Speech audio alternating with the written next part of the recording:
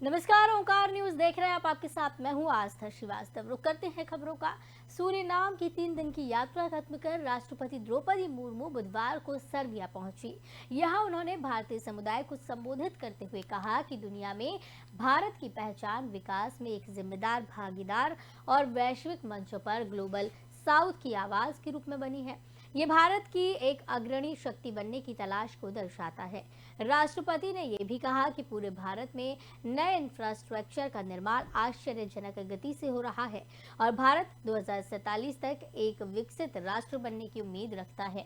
उन्होंने कहा, भारत दुनिया की सबसे तेजी से बढ़ती अर्थव्यवस्था है। जीडीपी 3.5 ट्रिलियन डॉलर के करीब पहुंच रही है। हम इस दशक के अंत से पहले दुनिया की तीसरी सबसे बड़ी अर्थव्यवस्था बनने की राह पर हैं।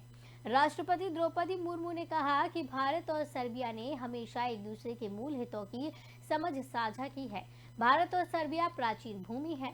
सर्बिया भारत के सतत विकास सहयोग कार्यक्रमों में एक मूल्यवान भागीदार रहा है।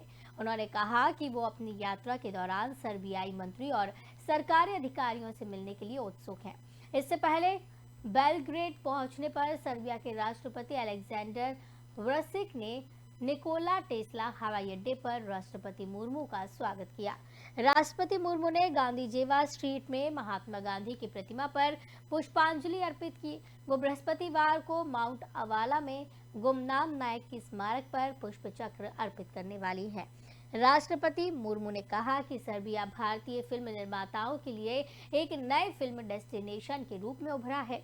द्रौपदी मुर्मू ने कहा कि उन्हें बताया गया है कि भारतीय फिल्में सर्बिया में लोकप्रिय रही हैं। सर्बिया के लोगों का योग और भारत के आध्यात्मिक विरासत से गहरा संबंध है।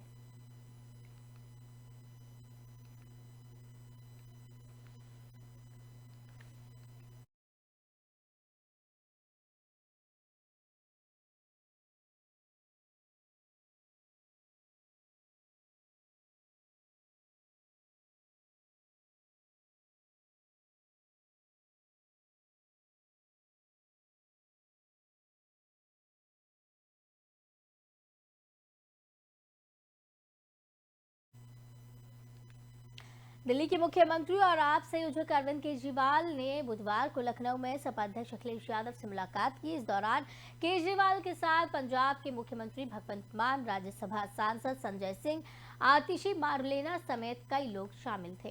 केजरीवाल केंद्र सरकार के अध्यादेश के खिलाफ देश भर में विपक्षी पार्टियों के नेताओं से मुलाकात कर उनका समर्थन मांग रहे हैं।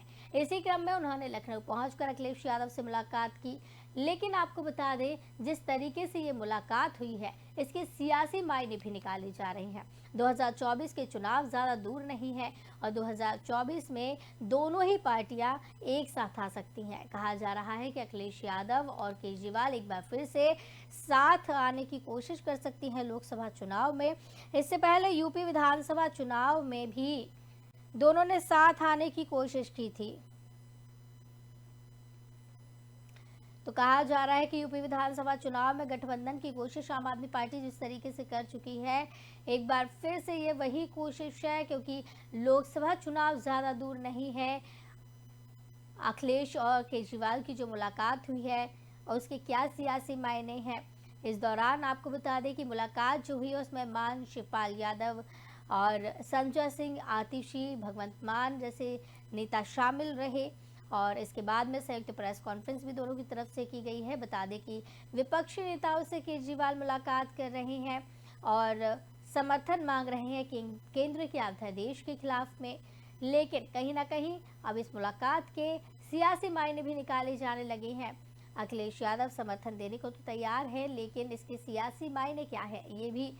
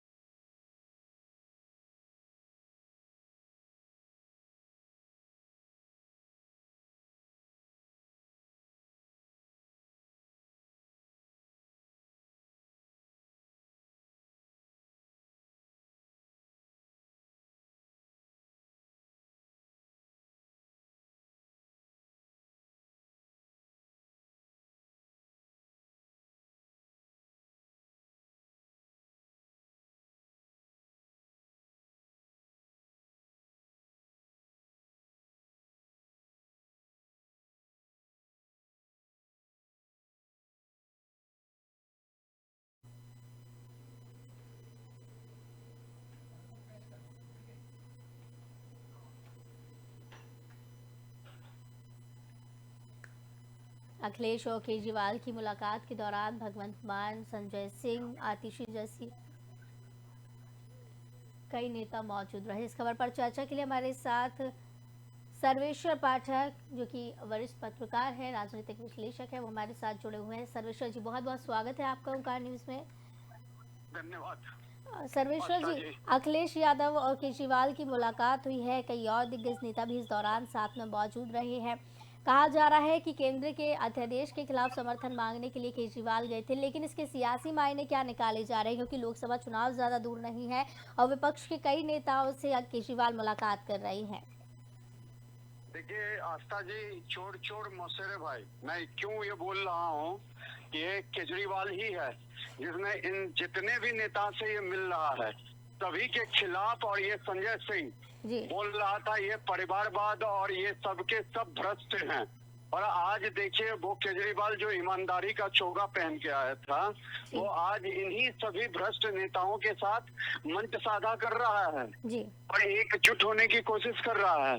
तो इससे केजरीवाल से बड़ा झूठा और मक्कार पॉलिटिशियन मैंने आज तक नहीं देखा, और ना ही भारतवर्ष के किसी भी जनता ने, ये जो 75 साल का इतिहास रहा है भारत का आजादी के बाद से, जब हम गणतंत्र हुए तब से ऐसा कोई राजनेता नहीं देखा। तो ये सियासी माने क्या रहेंगे? केजरीवाल अलग प्रधानमंत्री बनने के सपने देखता है, भले एक या दो एमपी जीतता हो। दिल्ली में लैंडस्लाइड विक्ट्री होती है विधानसभा चुनाव में, लेकिन जब लोकसभा चुनाव आता है तो 0 सन्नाटा जो कहते हैं वही होता है। पंजाब से हाँ 1-2 सीट निकाल आते हैं, लेकिन वो भी इस बार देखने वाली बात है क्योंकि उनकी सरकार है। और रही बात केंद्र की राजनीति यूपी में, तो यूपी में कांग्रेस जैसी सरीखी पार्टी जो कि कभी ग्रांड ओल्ड पार्टी थी और कांग्रेस का यूपी में होल्ड था, वो तो 0 पे सिमट गई है यूपी से। तो केजरीवाल क्या कर लेंगे यूपी में गठबंधन करके? और अखिलेश यादव इतने कच्चे खिलाड़ी नहीं है कि केजरीवाल को गठबंधन में लेके इनको 2-3 सीट से ज्यादा देंगे। तो इसका कोई सियासी मान्य नहीं है। सब चोर अपनी ठिकाना तलाश कर रहे हैं कि कैसे। तो केजरीवाल क्या अखिलेश यादव के साथ आके उत्तर प्रदेश की जो लोकसभा सीट है वो जीतने की कोशिश कर सकते हैं, क्योंकि इससे पहले भी विधानसभा चुनाव में कोशिश की गई थी? एक्चुअली आस्था जी, ऐसा कहीं से भी मुझे प्रतीत नहीं होता। मैंने कहा ना कि अखिलेश यादव समाजवादी पार्टी का कभी होल्ड रहा है, कभी 35 से 40 एमपी मुलायम सिंह यादव अपने दौर में जीत चुके हैं, समझ गए? तो अखिलेश यादव कभी भी, क्योंकि जयंत चौधरी के साथ उनका है, क्या पता कांग्रेस जैसी बड़ी पार्टी के साथ उनका गठबंधन हो जाए यूपी में, तो वहां पे सीटों का बंटवारा का मामला फंस सकता है। केजरीवाल से अखिलेश यादव कोई पोटेंशियल नहीं देखता, भले जो भी कुछ निकाय चुनाव में जीत हासिल कर लिया, उनके कुछ पार्षद बन गए हो आम आदमी पार्टी के, लेकिन अगर कहे कि 2024 के लोकसभा चुनाव में बहुत बड़ा ये कर देगा, सीट निकाल लेगा, ये कहीं दूर दूर तक नहीं है। बस ये कवायद है कि जितने भी चोर हैं सब इकट्ठे हो जाओ। तो क्या अखिलेश यादव उनका साथ नहीं देंगे और केजरीवाल फिर अलग थलग पड़ते नजर आएंगे? ये तो होगा ही होगा। देखो, क्योंकि जितने भी क्षत्रप हैं, क्षत्रप कहने का मतलब जितने भी क्षत्रिय दल के नेता हैं, सब अपनी जो महत्वाकांक्षा है और साथ ही साथ अपनी प्रभुत्व तो बना के रखना चाहते हैं, कोई कमी नहीं होना चाहता। अखिलेश यादव के अलग सपने हैं, उनकी बेटी का आजकल ट्वीट आता है प्रधानमंत्री के रूप में उसको देखना चाहती। केजरीवाल तो पहले ही 2013 क्या 14 में ही प्रधानमंत्री बनने के सपने लेके बनारस चल गया था कूद के कि मोदी जी के अगेंस्ट चुनाव लड़ने। क्या हुआ हमने देखा, उसके बाद कभी फिर हिमाकत नहीं की 2019 में सामने आने की। तो ये इन लोगों का जितना भी उछल कूद है, देखिए 2019 में चंद्रबाबू नायडू, याद होगा आपको, इसी तरीके की उछल कूद कर रहे थे, और क्या हुआ, उनको अपना आंध्र प्रदेश की सत्ता से भी हाथ धोना पड़ गया। वहां पे केजरीवाल से भी बुरी तरीके से हराया जगन मोहन रेड्डी ने चंद्रबाबू नायडू को। तो चाहे नीतीश कुमार हो, चाहे कोई भी हो, केजरीवाल किसी से भी मिल ले, अध्यादेश लाई है सरकार साल भर से ऊपर, तो ऐसे ही चला देगी अध्यादेश को। तो सर्वेश्वर जी, आपको क्या लगता है कि अगर जिस तरीके से केंद्र के अध्यादेश में समर्थन मांग रहे हैं केजरीवाल, वहां अखिलेश यादव से मिलने पहुंचे, समर्थन अखिलेश यादव उनको दे रहे हैं, तो क्या आप जिस तरीके से बात कर रहे हैं कि कांग्रेस पार्टी के साथ में गठबंधन हो सकता है चुनाव में, तो क्या इसका असर वहां नहीं दिखेगा, क्योंकि कांग्रेस तो पीछे हट गई है केजरीवाल को समर्थन देने से? देखिए, कांग्रेस पार्टी का कर्नाटक और हिमाचल की जीत के बाद उसको संजीवनी मिल गई जी। है, और जितनी भी विपक्षी पार्टी है, कांग्रेस पार्टी कभी भी उसके सामने झुकेगी नहीं। बिल्कुल। कांग्रेस पार्टी ही लीड करना चाहेगी, बिल्कुल। और उनका जो सपना है कि वो कांग्रेस पार्टी के ही प्रधानमंत्री बनेंगे, क्योंकि राहुल गांधी का जो वो मामला है निलंबन का, वो अभी सुप्रीम कोर्ट में जाएगा। अगर जी। भगवान करे सुप्रीम कोर्ट से उनको राहत मिल गई और वो हट गया केस में, मान लीजिए, और राहुल गांधी माफी मांग ले एट लास्ट सुप्रीम कोर्ट में जाके, अगर वो केस खारिज हो जाता है जी। तो राहुल गांधी फिर से कांग्रेस पार्टी के वो कैंडिडेट होंगे। और जी। मैं क्या कह रहा हूँ, देखिए, सेंटर में दो ही पार्टी सरकार बना सकती है, या तो बीजेपी या कांग्रेस। जितने भी आए हैं, कभी वो दौर था जब देवगौड़ा जी, इंद्र कुमार गुजराल जी, चंद्रशेखर जी, विश्वनाथ प्रताप सिंह, ये सब तब बने थे।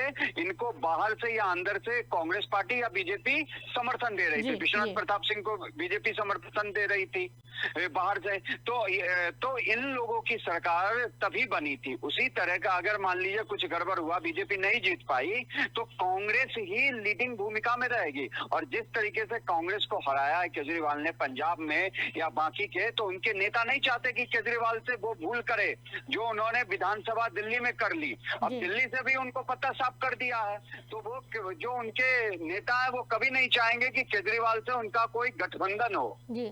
लेकिन ये राजनीति है, राजनीति में कुछ भी असंभव नहीं है, क्या पता हो भी सकता है। जैसे मैंने बताया ना कि जिन नेताओं से केजरीवाल आजकल मिल रहे हैं, जी। मंच साझा कर रहे हैं, जी। सब नेताओं के बारे में कहा था ये चोर है, चोर है। तो जी। चोर चोर मौसेरे भाई, सभी से आप जाके हाथ मिला रहे हो, तो आपका जो व्यक्तित्व था, जो आदर्श था, वो कहाँ गया? जी। चलिए, बहुत बहुत धन्यवाद सर्वेश्वर जी हमारे साथ जुड़ने के लिए और ज़्यादा जानकारी के लिए, ज़्यादा चर्चा के लिए।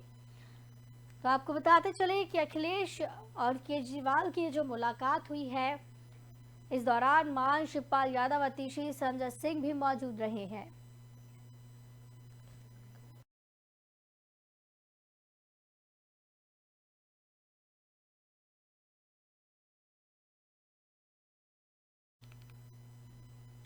पटियाला हाई कोर्ट में दायर की गई याचिका आम आदमी पार्टी के पंजाब से राज्यसभा सांसद राघव चड्ढा और राज्यसभा सचिवालय आमने सामने है।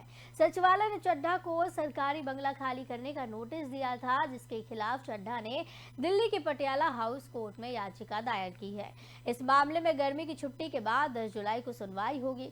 राघव चड्ढा ने पटियाला हाउस कोर्ट में मुकदमा दायर कर राज्यसभा सचिवालय के उस पत्र को चुनौती दी है, जिसमें उन्हें सरकारी आवास के तौर पर आवंटित टाइप 7 बंगला खाली करने को कहा गया है। याचिका में कहा गया है कि पूरी प्रक्रिया के बिना ऐसे किसी सांसद को आवंटन रद्द करने का नोटिस जारी करना गैरकानूनी है। करीब 2 महीने पहले 19 अप्रैल को पटियाला हाउस कोर्ट ने ऐसे मामलों में तय प्रक्रिया का पालन करने के निर्देश दिए थे। राज्यसभा सचिवालय ने चड्ढा को याचिका का विरोध करते हुए कहा गया है, अदालत बिना उनकी दलीलें सुने ऐसे आदेश पारित नहीं कर सकती।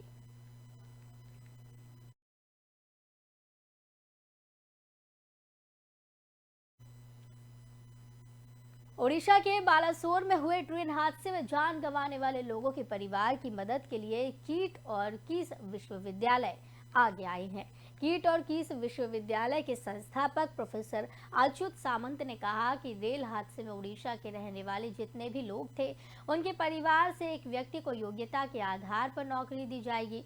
उन्होंने ये भी कहा है कि जिन बच्चों ने इस हादसे में अपने माता पिता को खोया है, कीट और कीस विश्वविद्यालय में पहली कक्षा से लेकर हायर एजुकेशन तक की पढ़ाई निःशुल्क रहेगी।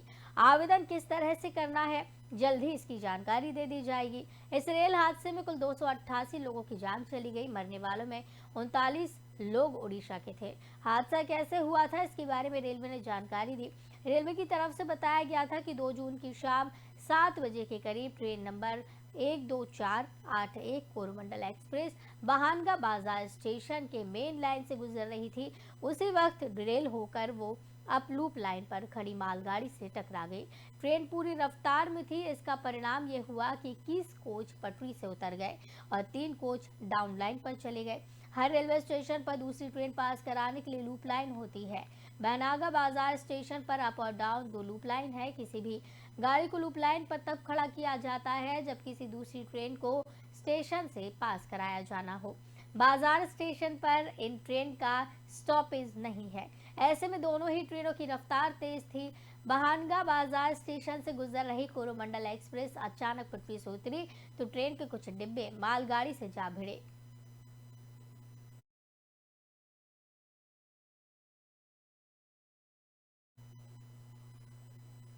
भारतीय कुश्ती संघ के पूर्व अध्यक्ष ब्रजभूषण शरण सिंह की गिरफ्तारी समेत 5 सूत्रीय मांगों के लिए सरकार ने आंदोलनकारी पहलवानों को 15 जून तक का समय दिया है। अब पहलवानों ने इसके लिए काउंटडाउन शुरू कर दिया है। पहलवानों को बीजेपी सांसद ब्रजभूषण की गिरफ्तारी से कम कुछ भी मंजूर नहीं। इधर गिरफ्तारी का आधार बनी नाबालिग ने सुप्रीम कोर्ट में अपने बयान बदल लिए हैं। उसने बयानों में शोषण नहीं बल्कि भेदभाव की बात कही। नाबालिग के इन बयानों से ब्रजभूषण की गिरफ्तारी पर संदेह पैदा हो गया है। ऐसे में सुप्रीम कोर्ट पर निर्भर करता है कि वो नाबालिग के किस बयान को आधार मानता है। सुप्रीम कोर्ट के पास नाबालिग के पुलिस को दिए हुए बयानों की कॉपी समेत अब तक हुए तीनों बयानों का ब्यौरा है। इस बार नाबालिग के पिता ने स्पष्ट किया है कि उन्होंने बयान लोभ लालच में नहीं बल्कि डर की वजह से बदले। उन्होंने कहा कि मैं ये नहीं कहना चाहता किसने धमकी दी है, मेरा भी परिवार है, अगर मेरे को कुछ हो गया तो मेरा परिवार बर्बाद हो जाएगा, मुझे डर लग रहा है। हमारे अंदर भेदभाव का गुस्सा था, फेडरेशन के अंदर अपील की लेकिन उन्होंने भी नहीं सुनी। हमने जो एप्लीकेशन दी उसमें कुछ सच और कुछ गलत था। मैंने सही और गलत को कोर्ट में जाकर क्लियर कर दिया है। मेरा पूरा परिवार डिप्रेशन में है। इससे पहले बुधवार को रेसलर बजरंग पूनिया और साक्षी मलिक की दिल्ली में खेल मंत्री अनुराग ठाकुर के साथ 6 घंटे की मैराथन मीटिंग हुई। मीटिंग के बाद रेसलर साक्षी मलिक ने कहा, सरकार ने जांच पूरी करने के लिए 15 जून तक का टाइम मांगा है।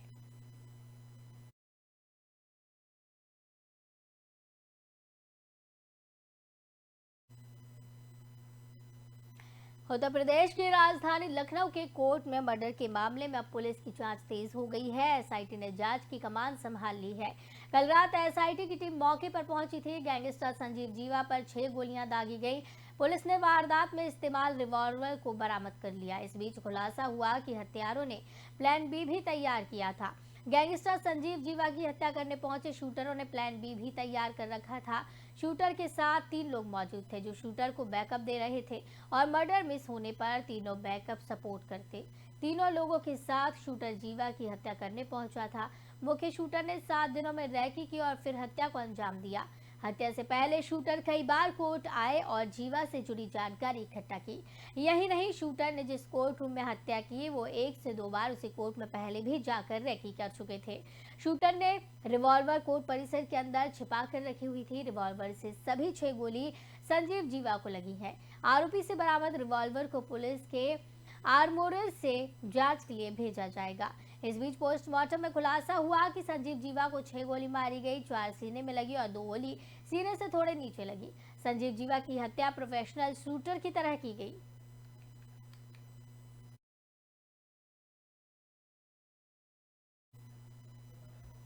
खबरों का सिलसिला लगातार जारी रहेगा। मुझे दीजिए इजाजत, आप देखते रहिए ओंकार न्यूज।